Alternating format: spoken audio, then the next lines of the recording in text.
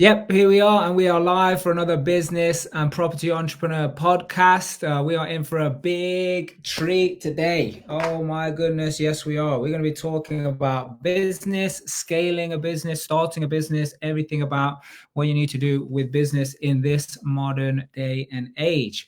Business is one of the fastest changing things if you want to stay on top of things and stay profitable, which some people don't talk about that side of business. They talk about online, they talk about, nice, shiny object stuff, but they don't talk about the nitty gritty of what goes on. So first of all, thank you, Arnon, for joining me here. Thank you, Mark. Thank you for having me, inviting me. I'm very excited to be here. I know you've got an amazing tribe, a lot of people that work with you, trust you, respect you. So when you asked me to extend a little bit of my time to give some people the opportunity to hear a little bit about what I have to share and what I have to say, I could not say no. So great to be here, and thank you for inviting me. Yeah, absolute pleasure. Yeah, we're going to have some fun. I know for the people who are here live, we were a little bit late, so maybe they didn't think we were going ahead. Bit of technical difficulties, but we're here now. So if you start joining, which I can see people are, make sure you give us a comment. Let us know where you are in the world. And yeah, if you want to be in a chance to win some goodies, could be coaching, it could be a book, it could be a program, it could be some merchandise. And what you need to do is hit the share button. Let us know that you've shared it, and then also tag at least 10 other people. We'll do a little draw at the end, so go ahead and do that.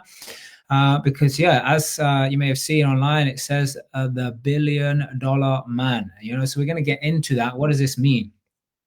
Arnon is and has been blessed to have insights to many of his own businesses, but also other people's businesses, as well as a trainer, as a coach, as a mentor, as a also property investor, and someone who buys businesses and builds businesses himself. So I want to get straight into it. Arnon, give us the highlight reel. Who is Arnon? Where did he come from? How did he get to doing what he's doing today? First of all, like I said again, thank you for inviting me, Mark. In short, 60 seconds or less, born in South Africa, parents middle class -1. I think calling my parents and the way I grew up middle class is a little bit of a an overstatement. But yeah, I grew up in a normal family. My parents separated in my young teens. Single mom, ended up living obviously with my mom, and we're three siblings, so I'm the eldest of three.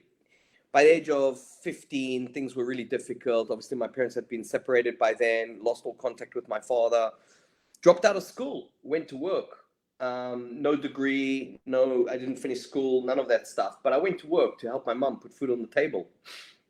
And I realized at a very young age, 16, 17, at that age, I realized that if I wanted to make something of myself, it wasn't going to be through the academics.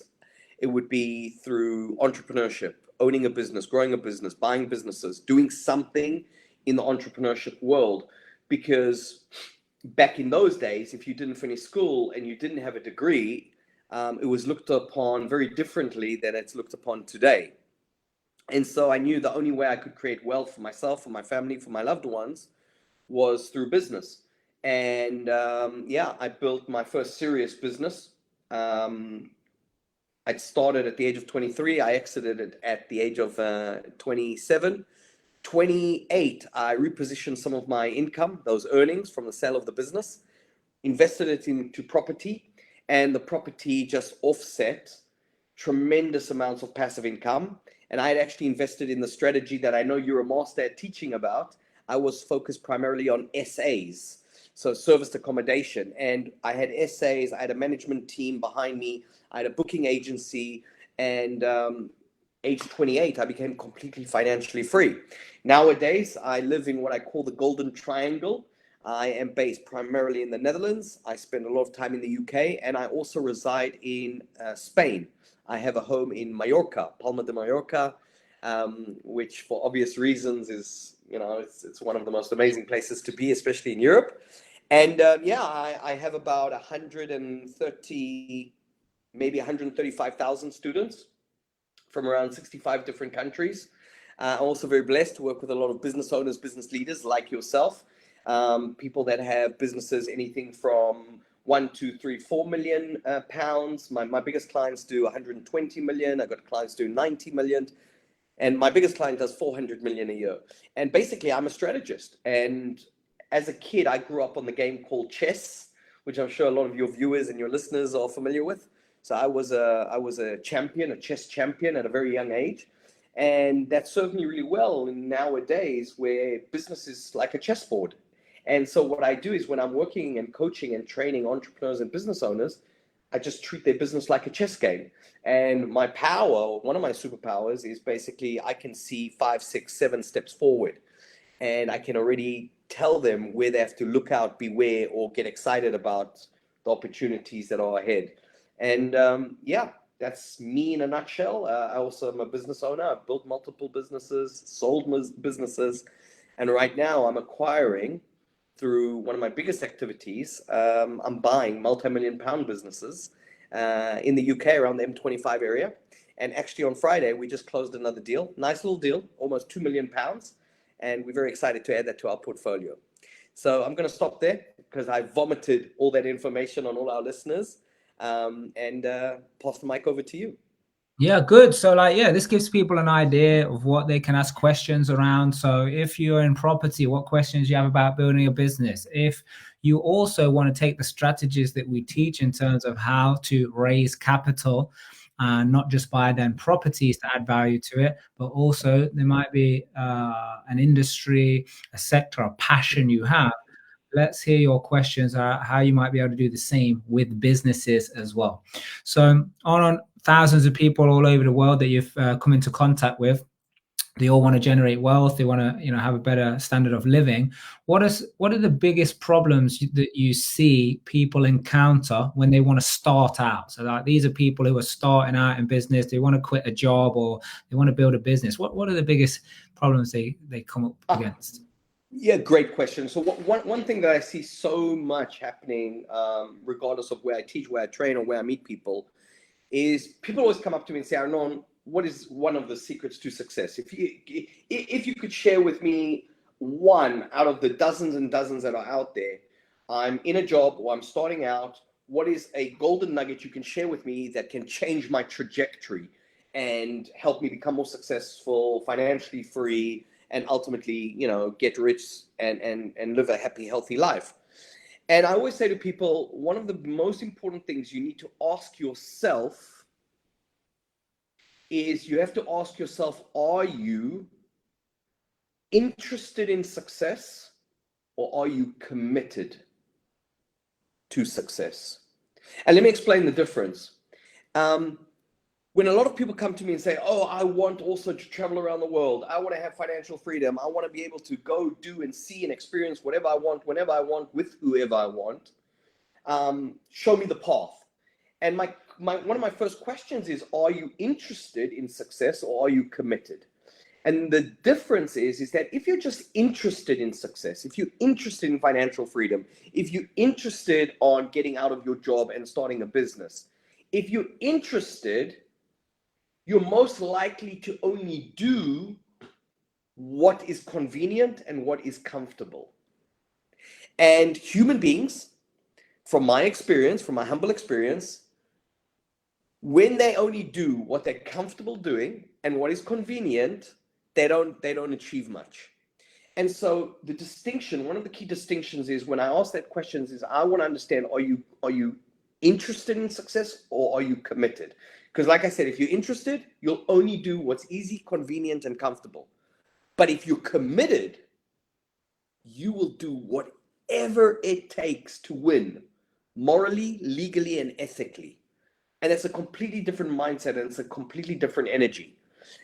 If you want success as badly as you want to breathe, that's when you succeed. Not when you want to put your toe in the water and gauge the temperature. And so if I can leave the listeners and everybody watching, listening to this podcast, you've got to ask yourself, are you someone who's just interested or are you committed? And I made that decision at a very young age, obviously growing up, as I mentioned earlier, with a single mom. And one of the biggest impactful moments that changed the trajectory of my life is, I'll never forget, I was sitting at home one evening late at night, must have been 9, 10 o'clock at night. My mum was at the time working 2 jobs. She had a day job, she had her night job. And I remember there was a knock on the door. And I went over to the door, I opened the door, and there was nobody at the door. But what someone had done is someone had left some groceries on the foot of the door. And there was some bread, there was some eggs, there was some beans. And basically we were receiving charity in the form of food, which on one hand was amazing because we were struggling, obviously. But something else happened to me when I was going through that very experience is that I made a commitment that I would do whatever it takes to succeed. That living like this was not an option.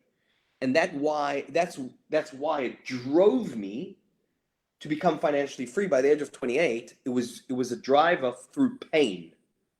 We're all motivated by pain and pleasure. And unfortunately, I was really motivated by pain, like most people. And that pain that I experienced created a commitment, an internal subconscious commitment that having success, creating wealth, becoming financially free wasn't a maybe, a could be, a should be. It became an absolute must.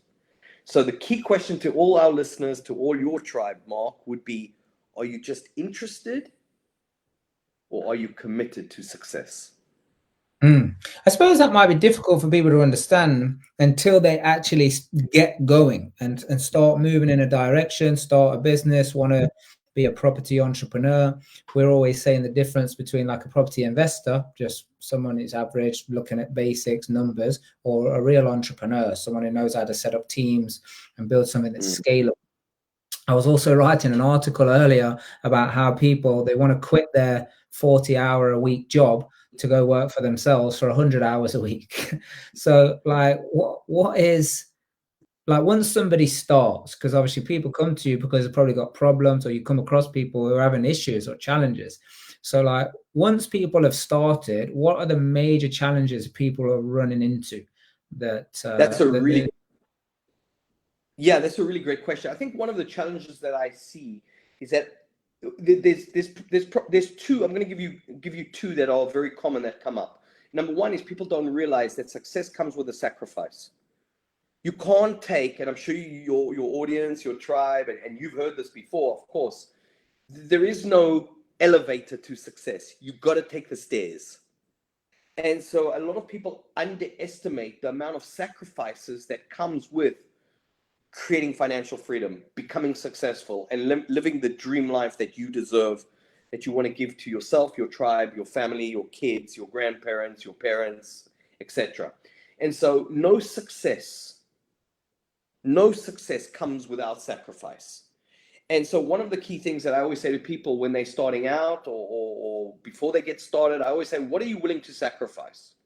Because if they say, I'm not willing to sacrifice anything, then I'm honest with them. I say, probably starting is not a good idea. Getting into business is probably not a good idea because it requires a lot of mental and emotional resilience to climb that ladder. And so the first thing is that a lot of people underestimate the amount of sacrifices that needs to be made to succeed, or at least to arrive at a place where the business or businesses or the properties, whatever it is generating income that's going to create a lifestyle for them that they can go all in. That's the first thing. The second thing I'm going to say is what I see a lot of people making a mistake with is that a lot of people tend to be one of the two. Some people are great starters. They know how to start. They know how to kickstart. They know how to get things moving, but they don't know how to finish. And sometimes it's the other way around. Some people are great finishers, but they don't know how to set things up. They don't know how to initiate the first engagements, the first lines of communication with potential clients, potential customers, or where to get the first property, or how to raise the first amount of money for the first deal or the first business they want to buy. And so a lot of the times I see people that are getting into business, they don't understand that you've got to be a great starter, but you've got to be a phenomenal finisher. And sometimes people try to be both. And most people are not built for being both. And some people are great starters. Like, for example, for me, I am a phenomenal starter. You bring me a business idea, I'll get it off the ground. But I'm not a great finisher. And that's why when I look at my success with the multi-million pound businesses I've grown, bought, sold, etc., I've always surrounded myself with tremendous finishers. Because at the end of the day, so many people, and I'll just own this. I'll own this comment or this feedback. I'm a great starter, but I would never be rewarded for just starting. The people who get rewarded in this world are the people who finish. An Olympian doesn't receive a golden medal for running 80% of a race. And so one of the mistakes that I see is, number one, entrepreneurs want to take the elevator to success. They don't want to take the stairs. And in other words, they don't want to make sacrifices that are necessary, required, and a must to succeed in business. And the second thing is, a lot of people don't know themselves well enough, whether they're starters or finishers, and they try to be both, when actually they might be just great starters or great finishers. Richard Branson, I recently saw an interview with Richard Branson. So Richard Branson, I'm sure all your listeners know who he is. He said, the way I build my company is I have a great idea, and then I go to my competitor who's doing what I want to do, and I hire the second most important person in that company, and I say, come partner with me. So Richard Branson's a great starter, but he brings in a phenomenal finisher. And that's one of the secrets to my success. And I think that's something that holds a lot of people back, is they try to be both. Yeah, and when I'm studying, I love the definition of words, and it's so powerful. And the word sacrifice, by definition, because I think a lot of people think negatively about it, like giving something up. And if you read the definition, that is what it says, but that's only half of it. Yeah, half of it says you got to give something up. The other half is in place of for something of more value. Exactly. Yeah, so like I think like a lot of people, and I've been through this myself, of thinking like, oh wow, well I will have to stop this, or I will have to give this up. Yeah, but on the other side, there's got to be something of more value, or it's not really a sacrifice. That's just quitting something, and going in a different direction. But when you said the mindset, because a lot of people, they might think struggle, and I see and hear the stories all the time. It's a struggle, it's a problem, it's a challenge, it's a this, it's a that. And just before we came live here, I'm a good tennis fan. I'm playing tennis on my own tennis journey. It's crazy. I only started less than 2 years ago. But Novak Djokovic, we're born 3 days apart. He's been playing most of his life, right? He's world number one. He's the greatest of all time. And right now he's playing against an Argentinian. He went 2 sets down. 2-1. 2-1 he was down. Now it's 2-2. And they've gone into the final set. But he's got a problem. He's got a problem with his leg, and most of the shots he ain't even going for because he don't want to hurt his leg. So he's basically running on half the thing. Can you imagine the mindset that this guy now needs in front of the world? Basically, it's streamed across the world. It's a Grand Slam. How would you translate what's going on there, and how strong of a mindset that he needs to now find a way, come up with a different strategy to stay in the game, and hopefully he wins. Please don't nobody tell me, because I paused it for when I'm finished here. Yeah, but how would you translate that into business, Arnon, with all your experience, all the people that you've worked with, of what's required, where people can actually enjoy it? Because Djokovic is enjoying himself. I mean, yeah, he looks in pain a little bit, but he's enjoying himself, and this is what he loves to do, or he wouldn't be doing it at this age.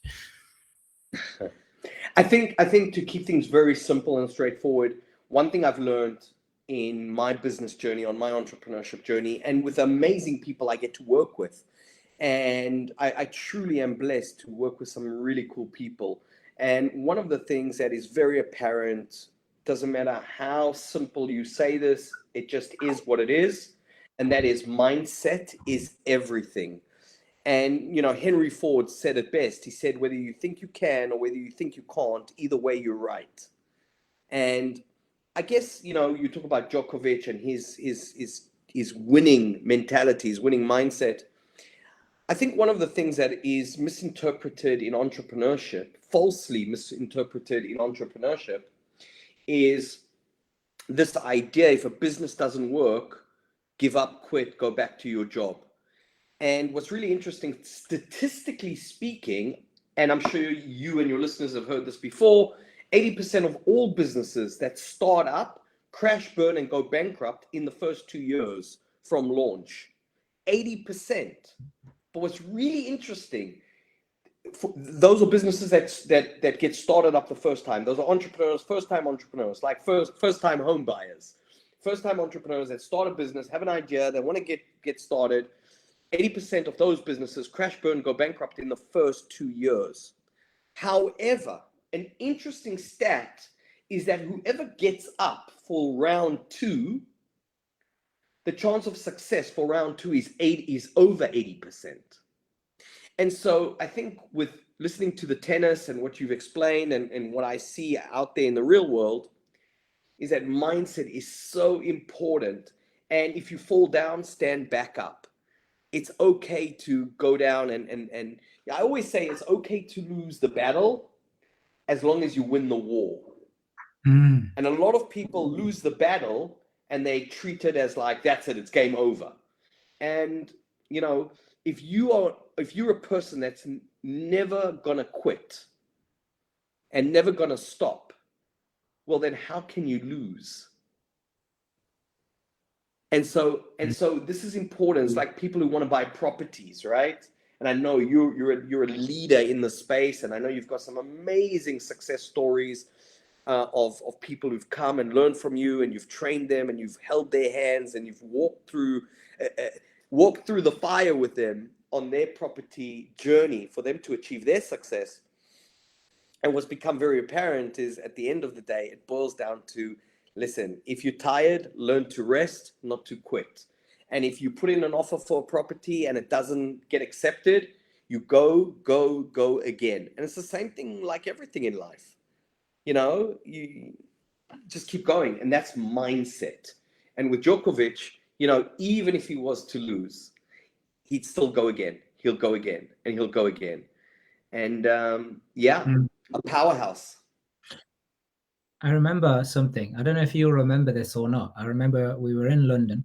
There was an event. You were training the event. This is years ago. This is before, this is BC. Yeah, before COVID. Yeah, and this is we were in like a breakout room doing a private Q&A. Yeah, and I was in there with you, and someone asked you a question. I don't remember what it was about, but you wrote the word. Well, first of all you put a U on the flip chart. Yeah, and because people are saying like, how do you overcome X and Y and Z and this, and you put a U on there, and everyone's guessing what it was going to be, and you wrote the word until. Yes. I don't know if you remember that exact. Maybe you've done it a few times, but like I remember, and it hit me. I was like, yeah, like I do it until it works, or I ask until I get my answer, or I make the calls until they say yes, or I find someone. Yeah, so that's the whole it's really interesting you mentioned that. So just to give all our listeners and all our viewers a little bit of a backstory, people always ask me, what's the difference between the rich and the poor, the wealthy and the successful and the struggling, right? And I always say language is very fundamental. The language of the poor, the language of the struggling, the language of the excuse-driven people, one of their favorite words is try. I'll try to do it. I'll try to show up. I'll try to participate. I'll try to buy a property. I'll try to be on the webinar, on the podcast, on the call. Try. And try is the language of the poor. Language of the broke is try. But language of the wealthy and language of the rich is until. I'll make calls until someone picks up. I'll knock on the door until someone opens the door. I'll put in offers. I'll go to viewings. I'll speak to brokers. I'll go house hunting until I succeed.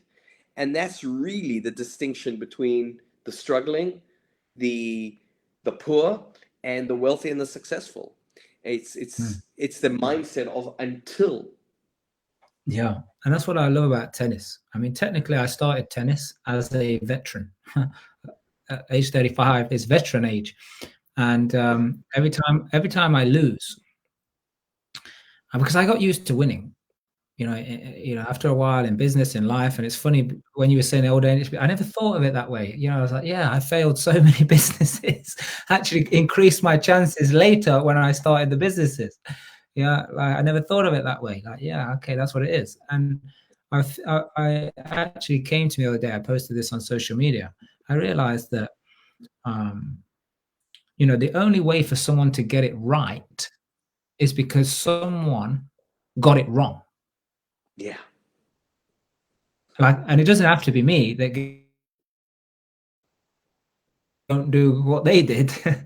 And always be watching for businesses and people. And that's why I always believe in mentors and coaches and training. No matter, some people, they get to the stage or they start training other people, they don't carry on training themselves. I would never stop doing that, because I realized that learning curve is insane. So we got a question here, Arnon. Someone say, what are your top 3 books to read? Okay, great books. Great question. Let me give you some great books. Now, I'm going to make an assumption that the question is around business books. Is that a fair assumption? Business books or books on success? Yeah, Callum, if you're still there, let us know. But Callum's just joined our tribe, actually. So he's going to be into business, he's going to be into personal development, and he's going to be into property. Okay, so I'm gonna give you, Callum, I'm gonna give you 2 or 3 foundational books, and then I'm gonna add maybe 1 or 2 must reads that maybe you haven't heard of. Okay, so the foundational books, there's 3 foundational books. Number 1, Rich Dad Poor Dad. Number 2, Think and Grow Rich by Napoleon Hill. And number 3 is Secrets of the Millionaire Mind. Those are 3 must-read books. And I've been very blessed. I've been mentored by T. Harv Eker himself, the author of Secrets of the Millionaire Mind. And I'm one of the lead trainers that teaches the Millionaire Mind Intensive around the world. So Secrets of the Millionaire Mind for sure. Napoleon Hill's book, Think and Grow Rich, must read. And then the first one was Rich Dad, Poor Dad by Robert Kiyosaki, who I've had the privilege to share the stage with. I think we've spoken together 2, 3, maybe even 4 times, him and Kim. We did a world tour, and I was privileged to teach alongside Robert. So those are 3 foundational, fundamental books that everybody must read. Now, I would definitely add 3 more books on top of that. And the first book is How to Win Friends and Influence People. Great book by Dale Carnegie, a must-read book. So that's How to Win Friends and Influence People. The next book that I would recommend, if you're in business, if you're raising capital, if you want to sell your vision, if you want to build a great team, if you want to be a leader, the next book is called Pitch Anything. Pitch Anything by Oren Clough. Great book. It's definitely one of my top 5, if not certainly my top 10 books. So that book is called Pitch Anything. And then the third book that I'd recommend, as people who are interested in success, financial freedom, I'm going to go back to a Robert Kiyosaki book, and that's The Cash Flow Quadrant. That's a really good book. And you know what? I'm going to give you a bonus, Callum. I'm going to give you a bonus book. And that book is, I think, Mark, we spoke about that book earlier today, or we spoke about it. It was the book that I recommend to you. Do you remember which one? Can you remember what I'm talking about? It's going to be the one I was going to give. It's this one. Extreme Ownership. Good man. Yes, good man. Great book. Yeah. This book is a beast. This book, I couldn't put it down. I was actually in Greece. We were doing some research on resorts and things like that out there. And I remember taking this book, and people thought I was weird because I couldn't put it down. I literally was going to the toilet with it in my hand. Brilliant. I just was like, the stories from the Navy SEALs, listen, if you want to take your business, if you want to be in charge of your life, this is a great book to read. That'll put you in absolute responsibility. Yeah. So, Callum, I hope we answered your question and you got some value out of those books and get value from them. Yeah. Another thing, if you're committed to success, I think Think and Grow Rich is a phenomenal book, but not many people know that actually that is basically a watered down, diluted version of the laws of success in 16 lessons. That's like a 600-page book, and they did Think and Grow Rich because not many people are reading the big chunky book. But that book, that is not a book to read. That is a book to study. That is something to really focus on and practice. Take the things into practical terms in your life. Yeah, awesome. Okay, good. We got another question here. So, what is your advice for anyone who is juggling between a full-time job, family commitment? I think they're saying 7:30 a.m. to 6:30 p.m. I guess, and having having the commitment to grow a business. Yeah. So I'm going to make the assumption that this person would like to get out of their job and experience financial freedom through a business. Is that a fair assumption? Yeah. This is another lady who's part of our community. And great question, Linda. Yeah. So I'm gonna detail this. Okay. So when people talk about creating goals, they talk about one of the analogies that people talk about. They say create SMART goals. And to break down SMART, I'm sure you've all heard of this. People say that the goal's got to be specific. They've got to be measurable. They've got to be people say achievable, and I argue that. And I'm going to give you my version of the SMART. They've got to be specific. They've got to be measurable. They've got to be agreed upon, right? They've got to be R for rewarding and T time sensitive. Now let's go to the agreed upon, because that's really critical here. What I see with a lot of people who want to achieve success, build a business, or get out of the 9 to 5, they're married, they have kids, they've got spouses, they've got relationships. So the first thing I recommend you do is get your spouse, your kids, whoever's in your internal tribe, get them on board. Okay? Make sure that they understand what you want to go for, because it's important that they support you on the journey. One of the key and most important determining factors, whether you'll be successful or not, is who you end up marrying. Okay? So wherever you are in life right now, make sure that your tribe, your kids, your husband, your wife, your family, your mom, your dad, your dog, your cat, whoever, the goals that you're setting, they're agreed upon. So everybody knows, look, I want to become financially free. Look, I want to get out of my job. Look, I want to create, a great lifestyle for our tribe, for our family, for everyone sitting around this table. Great. Everybody on board? Fantastic. That's the first thing I recommend you do. Get your goals agreed upon. Get everybody agreeing to what you want to create. That's going to benefit everybody sitting around your table. That's the first thing. The second thing I would do is, if you are limited in time, which it seems like you are, you start at 7:30 in the morning, you go till 6:30 p.m. By the way, I admire people like you, and really, I'm not saying that in an arrogant or poetic way. I just genuinely, I congratulate you for having that kind of consistency and persistence, for taking care of your family, whether you're enjoying your job or not. But congratulations, because it means that you're a person that is committed. Now all we have to do is shift that commitment from your job to building a successful business, right? But you have commitment, so that's a great thing. So the second thing I would say for you to do is, if you're limited in time, create a mastermind with business partners, or get 4 or 5 people from your friends, from your community, from this tribe that you're in. Mark mentioned you're part of the tribe.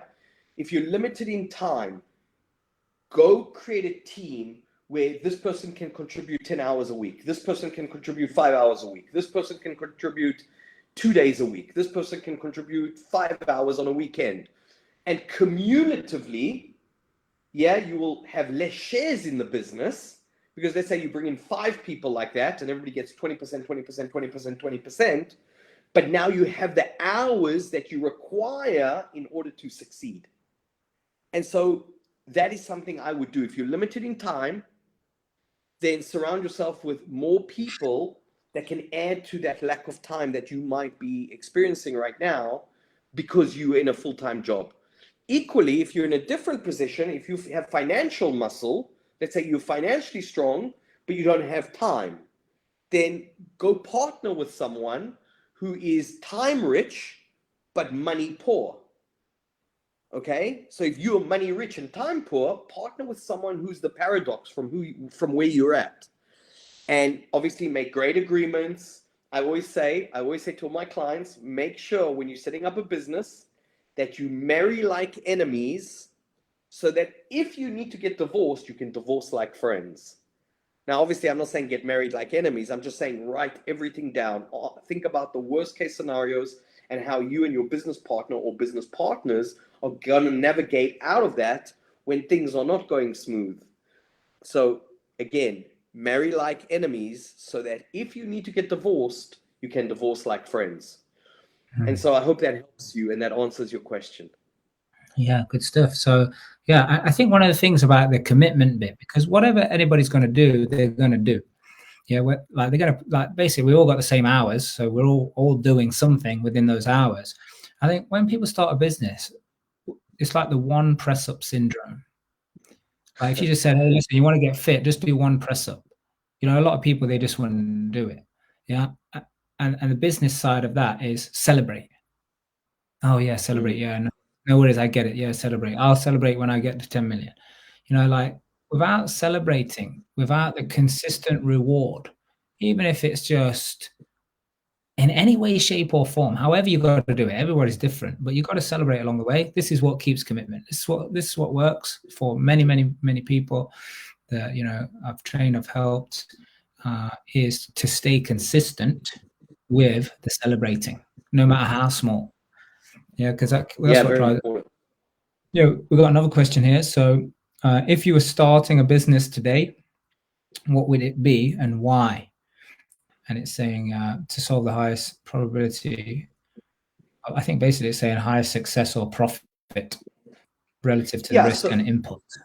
So I think one thing that people make a mistake when starting a business, they don't understand what real problem they're trying to solve. And let me explain. The way I look at every person's income structure is that we all have 3 key necessities. We have the immediate income that we need to pay our bills, to pay for our insurances, to pay for our health, pay for gas in the car. I drive electric, so to pay for electricity. So we need income that's going to cover our daily, weekly, monthly costs. Then we need money that's a little bit more midterm, money that we would benefit from, but we don't need immediately to pay our bills.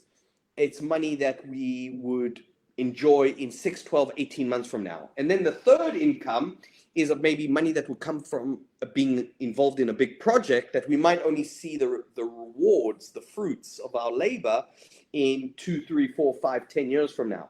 And so the first thing I do is take a step back and ask yourself, okay, so if I'm going to start a business, what do I need that business to facilitate? Do I need that business to generate income for me immediately because I've got no food to eat? I've got to pay the rent tomorrow, and I've got to put I've got to put gas into my car tomorrow, so I need money immediately. Because then you'd build a business that's going to facilitate that need. You're going to need a business that's going to scratch that itch.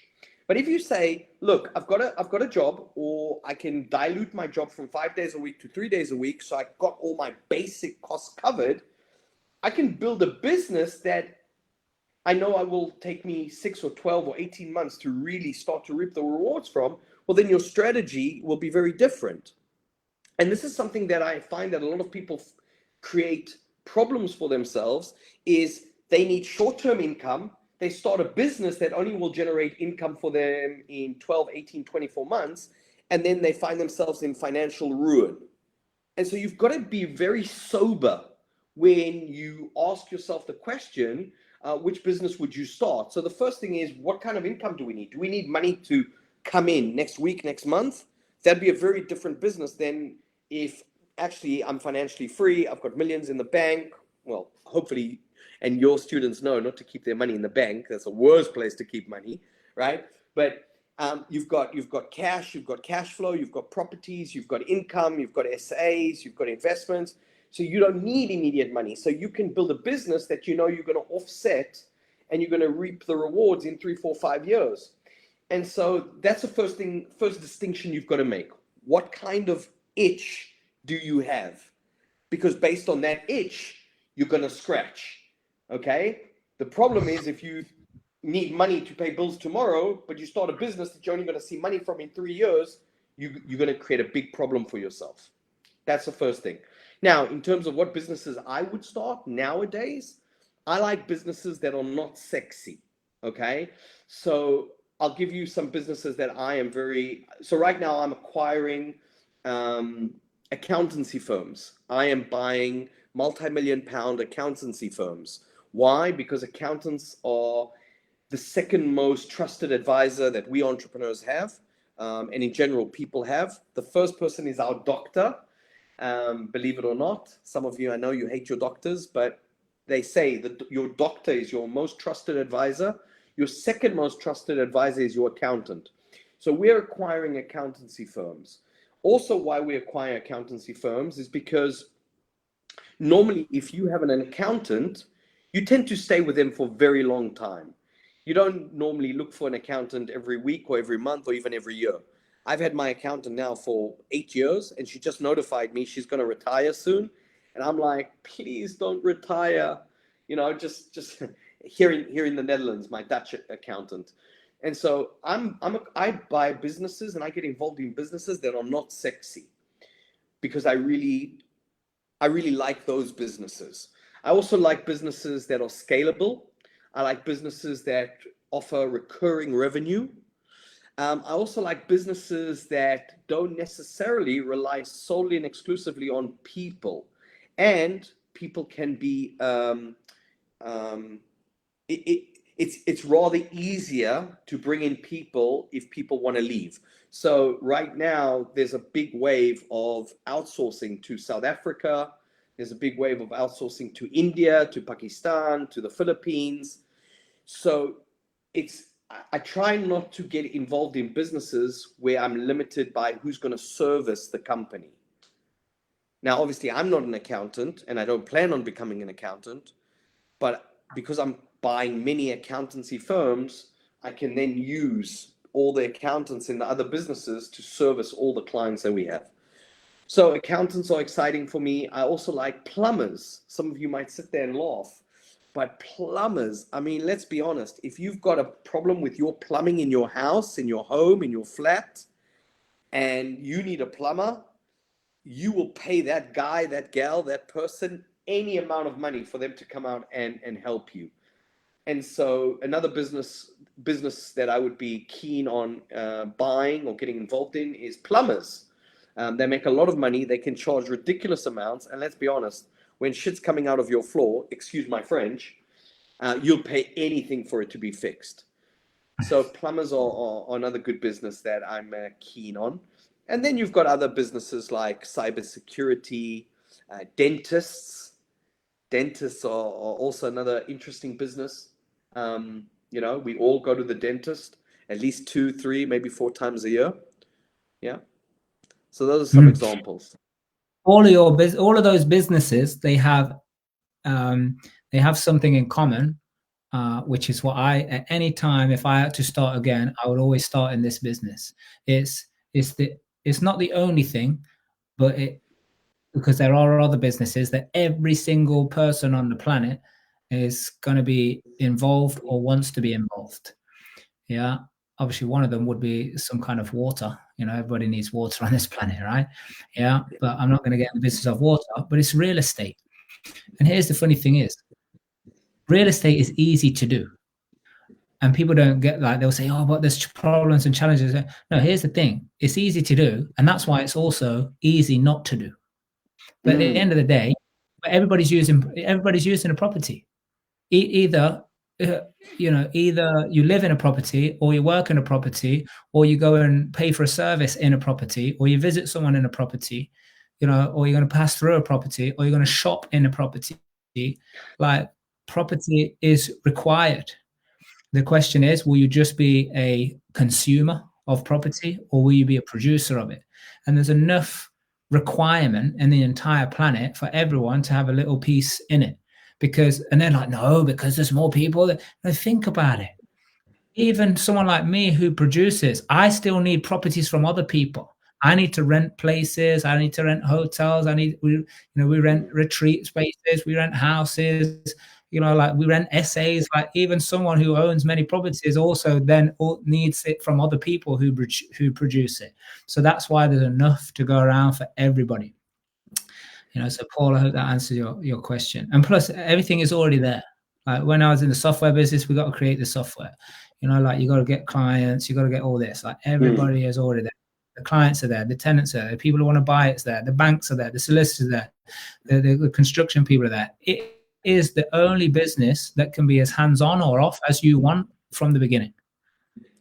I don't know any other really business. Other business in it. You got to be in it. You got to build it. You got to do the rest. You can be totally hands-off. Pay someone to find the deal, and like everything, the whole process.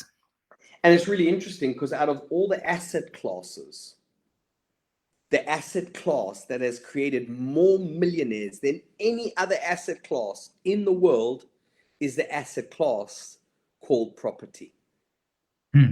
Yeah. So that's it.